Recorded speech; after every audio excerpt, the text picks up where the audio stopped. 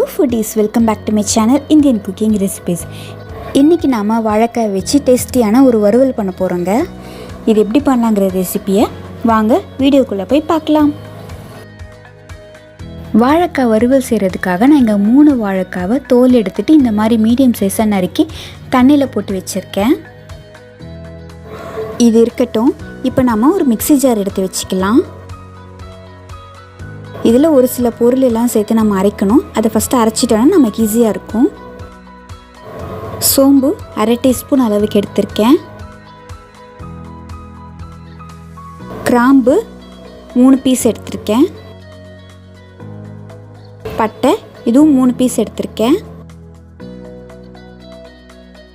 கசகசா 1 டீஸ்பூன் அளவுக்கு சேர்த்துக்கிறேன். வெங்காயம் ஒரு 2 சின்ன வெங்காயம் அளவுக்கு சேர்த்துக்கிறேன். தேங்காய் அரை மூடியில் பாதி சேர்த்துக்கிறேன். இப்போ இது எல்லாத்தையும் நம்ம தண்ணி சேர்க்காம நல்லா அரைச்சிட்டு வந்துடலாம். வாழைக்காவை பொரிச்சு எடுக்கிறதுக்காக நான் இங்கே வாணலியில் கொஞ்சமாக எண்ணெய் ஊற்றி வச்சுருக்கேன். இது காயறதுக்குள்ளே தண்ணியில் போட்ட இந்த வாழைக்காவை தண்ணி இல்லாமல் நல்லா வடித்து எடுத்துக்கிறேன். எண்ணெய் காஞ்சாச்சு. இப்போ நம்ம வாழைக்காவை சேர்த்துடலாம்.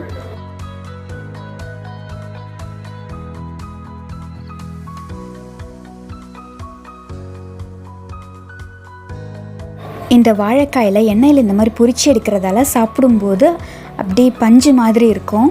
நீங்கள் இப்படியும் பண்ணலாம். இல்லை உங்களுக்கு என்ன வேணான்னு நினச்சிங்கன்னா நீங்கள் நார்மலாக பொரிக்கிறத விட்டுட்டு நம்ம பொரியல் செய்கிற மாதிரி இதை தண்ணி தெளித்து மூடி வச்சாலே உங்களுக்கு நல்லா வெந்துடும்.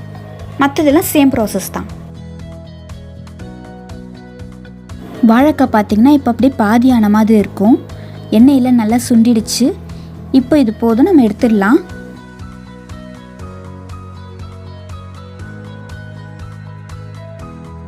வாழைக்காய் பொரிச்சதுக்கப்புறம் எண்ணெய் நிறைய இருந்துச்சு.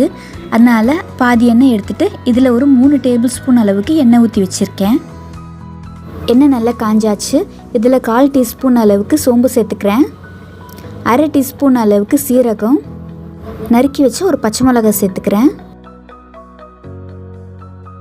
பொடிசாக நறுக்கின வெங்காயம் 1 இதில் சேர்த்துக்கிறேன்.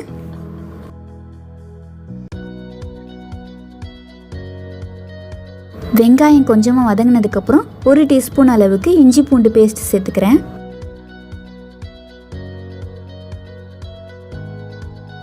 இந்த வெங்காயத்தோட நம்ம மசாலா பவுடர் எல்லாம் சேர்த்துடலாம்.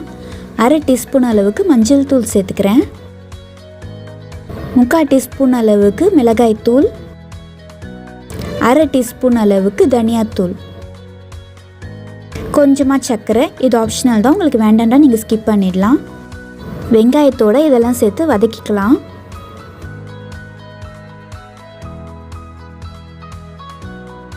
மீடியம் சைஸ் தக்காளி 1 நறுக்கி வச்சுருக்கேன். இதில் சேர்த்துக்கிறேன்.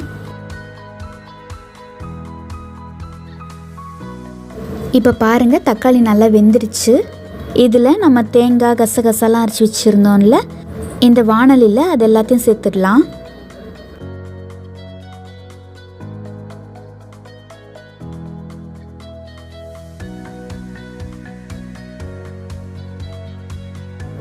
இதில் கொஞ்சமாக தண்ணி சேர்த்துக்கலாம்.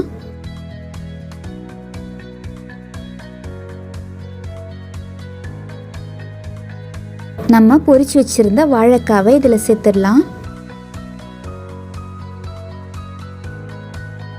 தேவையான அளவு உப்பு இதோட சேர்த்துடுறேன்.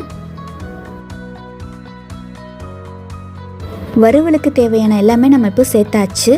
இதை நல்லா கலந்து விட்டுக்கோங்க.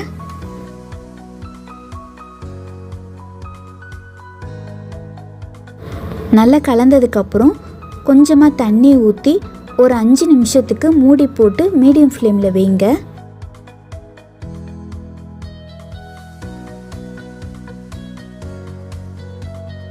வாழைக்காய் பாருங்கள், இப்போ கொஞ்சம் கூட தண்ணி இல்லை.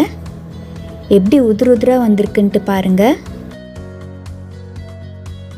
அந்த வெங்காயம், தக்காளி, அந்த தேங்காய், கசகசாலாம் சேர்ந்து அப்படியே ஒரு மேலே ஒரு கோட்டிங் கொடுத்த மாதிரி இருக்குது பாருங்கள் வாழைக்காய் மேலே. கொஞ்சமாக கொத்தமல்லி தூவிக்கிறேன் வாசனைக்காக. இந்த மாதிரி டேஸ்டியான வாழைக்காய் வறுவலை உங்கள் வீட்டில் நீங்களும் கண்டிப்பாக செஞ்சு பாருங்கள். இந்த ரெசிபி உங்களுக்கு பிடிச்சிருக்குன்னு நம்புகிறேன். பிடிச்சிருந்தா மறக்காமல் ஒரு லைக் பண்ணுங்கள், சப்ஸ்கிரைப் பண்ணி வச்சுக்கோங்க. ஃபர்தராக என்னோடய வீடியோஸ் உங்களோட நோட்டிஃபிகேஷனில் வரும். தேங்க்ஸ் ஃபார் வாட்சிங்.